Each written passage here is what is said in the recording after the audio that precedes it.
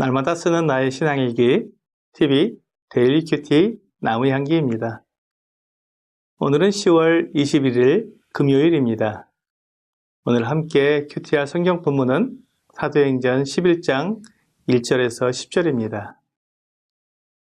유대에 있는 사도들과 형제들이 이방인들도 하나님의 말씀을 받았다 함을 들었더니 베드로가 예루살렘에 올라갔을 때 할례자들이 비난하여 이르되 내가 무할례자의 집에 들어가 함께 먹었다 하니 베드로가 그들에게 이 일을 차례로 설명하여 이르되 내가 욥바시에서 기도할 때 황홀한 중에 환상을 보니 큰 보자기 같은 그릇이 내 귀에 매어 하늘로부터 내리어 내 앞에까지 드리워지거늘 이것을 주목하여 보니 땅에 4발 가진 것과 들짐승과 기는 것과 공중에 나는 것들이 보이더라.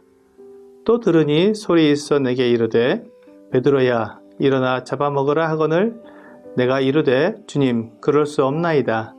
속되거나 깨끗하지 아니한 것은 결코 내 입에 들어간 일이 없나이다 하니 또 하늘로부터 두 번째 소리 있어 내게 이르되 하나님이 깨끗하게 하신 것을 내가 속되다고 하지 말라 하더라. 이런 일이 3번 있은 후에 모든 것이 다시 하늘로 끌려 올라가더라. 하나님의 계획을 알지 못하는 사람들은 하나님의 계획에 따라 행하는 사람들을 이해하지 못하고 오히려 비난할 때가 있습니다. 구약 성경의 많은 선지자들도 그들이 하나님의 말씀을 백성들에게 전할 때 많은 비난과 모욕, 수치와 거절을 받았습니다. 그리고 백성들에게 하나님의 말씀을 전하는 것 때문에 죽임을 당하기까지 했습니다. 진리는 이렇게 배타성을 가지고 있기 때문에 많은 사람들에게 오해를 받기도 합니다. 진리가 배타적이라는 것에 대해 이해하지 못하는 사람들은 기독교는 너무 편협적이고 자기들만 진리라고 말하는 지적 교만에 빠져 있다고 말합니다. 그러면서 다른 종교나 가르침도 수용해야 한다고 말하기도 합니다. 그래야 진리를 따르는 사람의 겸손한 태도라고 말하는 것입니다. 이것은 진리의 배타성을 모르고 오히려 진리를 비진리와 섞어서 진리를 가리려는 사탄의 수책입니다. 이런 것을 모르고 많은 사람들이 기독교도 다른 종교에 대해 문호를 개방해야 한다는 이상한 말을 합니다. 그리고 어떤 분들은 불교나 이슬람교 등 그런 종교들을 통해서도 구원을 받을 수 있다고 말하기도 합니다. 하나님은 사도들을 통해 천하 인간의 구원 얻을 만한 다른 이름을 주신 일이 없다고 분명히 말씀하셨습니다. 그렇습니다. 진리는 오직 하나입니다. 둘이 될 수 없습니다. 하나님이 천지를 창조하셨으면 하나님이 창조주이시고 만물의 주인이십니다. 우연히 세상이 만들어졌다는 것은 하나님의 진리와 결코 공존할 수 없는 가르침입니다. 사실을 사실대로 말하는데 그것을 편협되었다고 말하며 왜 문제를 일으키고 다투려고 하느냐고 말하면 답이 없습니다.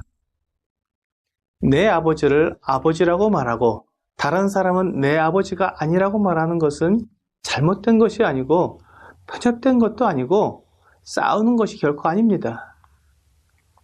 오늘 본문에서 베드로가 고넬료의 집에 들어가서 함께 먹고 마시며 하나님의 말씀을 전했다는 소식이 예루살렘 성도들에게 들렸습니다.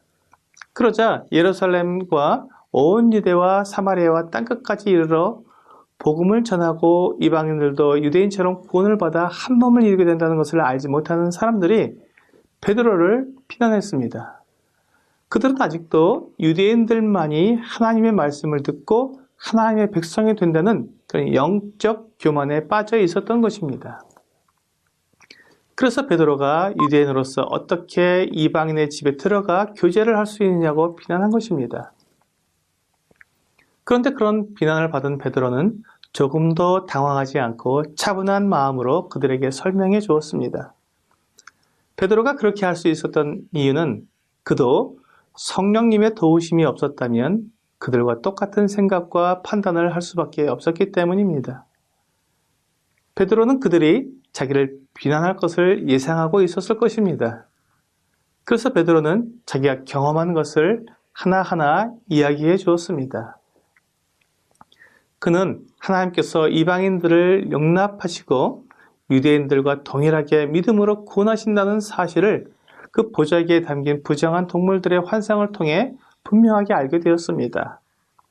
베드로는 그 놀라운 하나님의 환상을 이야기하면서 그들도 동일하게 하나님의 뜻을 알게 되기를 바랐습니다. 그렇습니다. 하나님의 뜻을 알지 못하면 오해하고 비난할 수 있습니다. 우리는 그것에 대해 화를 내거나 당황할 것이 아니라 어떻게 하면 그들도 하나님의 뜻을 알고 우리와 동일한 믿음에 들어올 수 있을지 생각하면서 그들에게 우리의 믿는 믿음에 대해서 자세히 설명해 주는 것이 필요합니다. 이렇게 겸손하고 온유한 방법으로 하나님의 뜻과 계획을 설명해 준다면 분명히 하나님의 말씀을 깨닫고 믿게 될 것입니다. 오늘의 적용 질문을 보겠습니다. 나는 다른 사람들에게 억울한 비난을 받을 때 어떻게 반응합니까? 내가 잘못한 것에 대한 비난을 받을 때에는 변명하거나 피해가기보다는 잘못을 인정하고 용서를 구하는 것이 올바른 태도입니다. 하지만 억울한 비난을 받을 때는 분노하기 쉽습니다. 억울하다고 하소연할 수도 있습니다. 그런데 이렇게 하면 서로가 감정적으로 대립이 되기 때문에 문제가 해결되지 않습니다. 겸손하게 상대의 마음을 이해하면서 사실을 사실대로 정확히 말해주고 내가 알고 있는 모든 것을 설명해주면 상대방도 깨닫고 모든 것이 제자리를 찾을 수 있게 됩니다. 비난을 받을 때 온유한 설명이 모든 관계를 회복해준다는 것을 믿고 서로 하나가 되는 오늘 하루가 되기를 기도합니다.